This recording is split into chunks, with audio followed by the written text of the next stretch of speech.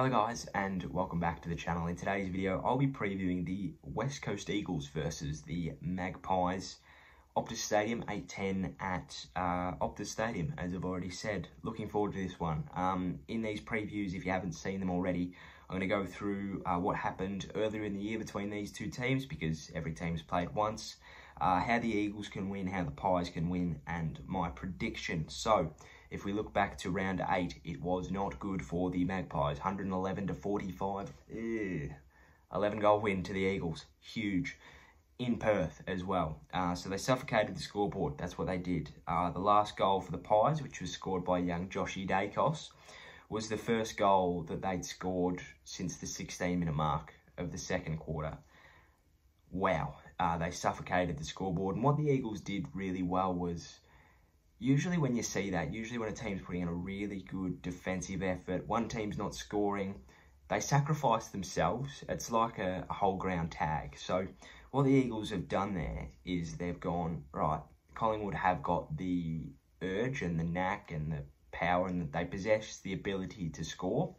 We're going to take that off them. But what they did was they scored 7 goals in that time. So that's going to kill you. It always does. It always does. Now, granted, it was a different Pie side. Pendlebury come out really late, as if I can remember correctly, I think he come out in the warm-up. No Degoe, no Jeremy Howe. I know that that's not going to change, but you know, they were the walking wounded at that point, Collingwood. So that's why I'm really excited, because I tipped the Pies earlier in the year, and I still am.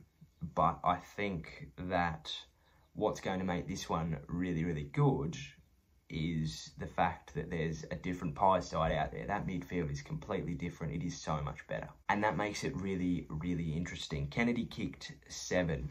Yep, he just kicked 7. And 7 straight, mind you. So that was huge. You know, Oscar Allen, Waterman and Kennedy kicked 12 between them. So Pies, you got to do something there, and that bleeds into my next note. Defensive abnormality, or just that good.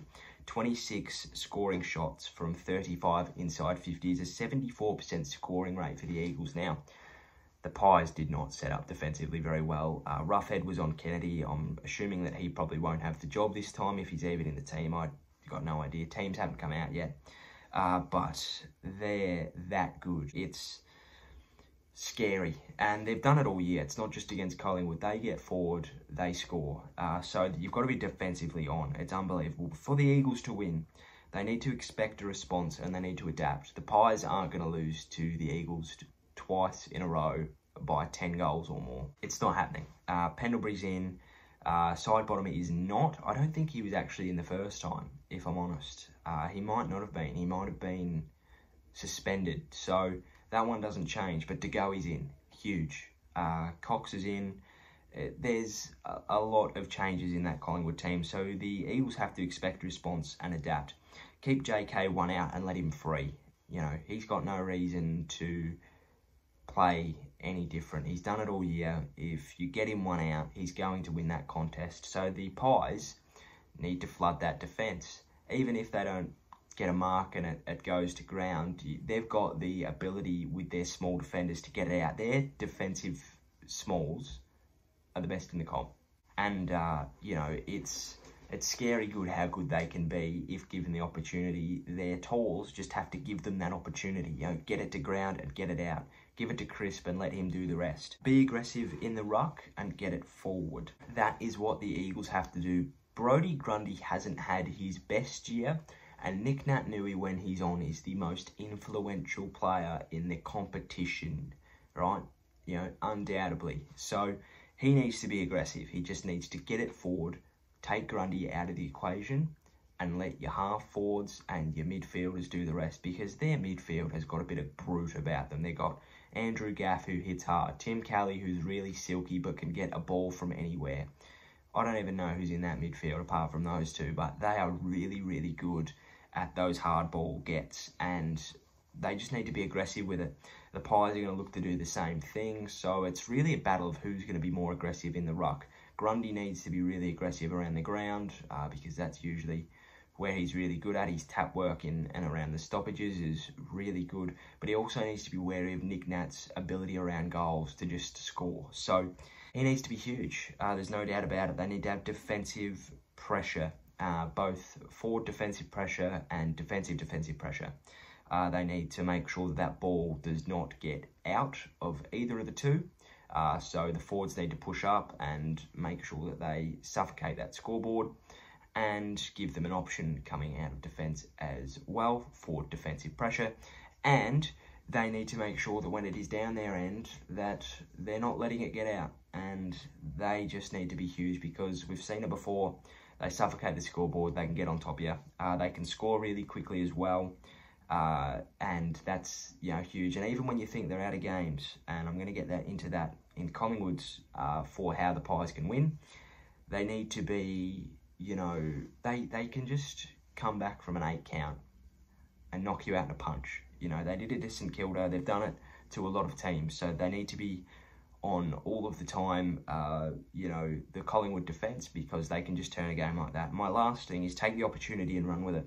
You've been in your own beds. Some of Collingwood's staff are sleeping in camper vans behind the resort, right? Who knew that sleeping in your own bed would be such a massive advantage? But it is unbelievable. You know, take this opportunity, because you're not going to get it again. Have a nice, relaxing week. Have a big, good meal.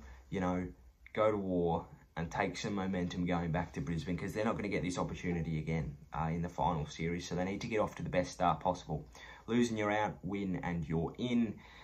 They've just got to keep going. But for the Pies to win, they need efficiency inside 50. I think they had like 36% inside 50 efficiency. It was probably less than that. It was god-awful. That could mean being efficient going inside 50, but be efficient on the scoreboard. You know, 6 goals, 9 isn't good. And I know that they had a depleted team, but, you know, they just need to be a lot better than that around the ball. Be hard in the middle. As I said, Andrew Gaff, Tim Kelly can get balls from anywhere. They're always on the bottom of a pack. So they need to be really, really huge in the middle. But my third note is joker cards. They got DeGoey, they got Pendlebury, they got others to come back in that weren't there the first time. And they've got a little bit of redemption to redeem here. That made no sense, but we'll go with it. They've got joker cards that they didn't have last time, and much like how Jason Dunstall said that Port Adelaide should have taken Charlie Dixon out against Richmond, just have him up their sleeve. They got 3 of their best players to come back in this week, who will also be up their sleeve from last time. So that'll be really interesting. Get Brodie Grundy back in the game. He has been there, but not there as of late. So he needs to be back in this game, and there's no better opportunity than to beat arguably the best ruckman in the comp. He must be perfect. He must be good. He must be great. He must be aggressive. He must be everywhere if they want to win this game. Their inside 50s must be perfect. They must be out in front, and they can't stop running.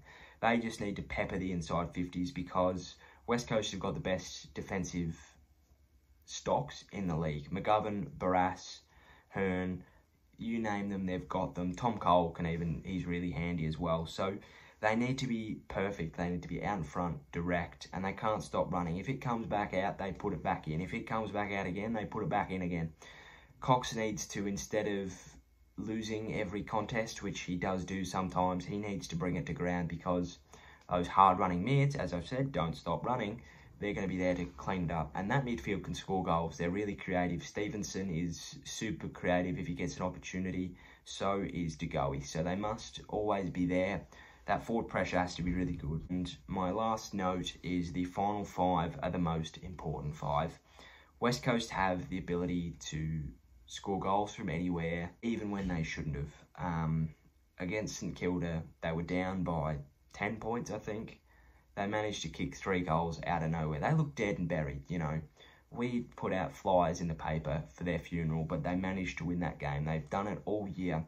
They've come back from the dead, even against Geelong. Geelong had them on toast, and they come back and they won from nowhere. So the final 5 are the most important 5, especially in close games at Optus. My prediction, though, terrible drum roll, it's the Pies by 2 points. I think that they're made for these sort of finals. My good friend Chance said to me the other day that this is exactly how they did it in 2018. They lost the qualifying final and then made the grand final. I think it was 2018. Why should this be any different? They just don't have that first game experience. Now they've just got to keep winning, and I think they can do it. They've got the list, they've got the experience. Not saying the Eagles don't. They're a premiership winning team, and that hasn't really changed. But I feel like this is sort of the time that they rise, and I feel like the Eagles have had that sort of year where they've been in it and then they've been out of it, and when they've been in it, they've been up the top, but when they've been out of it, they've been so far gone. So it'll be really interesting. I'm tipping the Pies by 2 points, but I don't think it'll come without struggles. Of course, a 2-point game. It's not just going to be 2-0. It's going to be good. It's going to be fast. It's going to be furious. It's going to be exciting. So make sure you look out for it. Hope you've enjoyed these previews. If you have, please give us a like and a subscribe down below. Take care. Stay safe. Go Saints. Cheerio. Sayonara. And goodbye.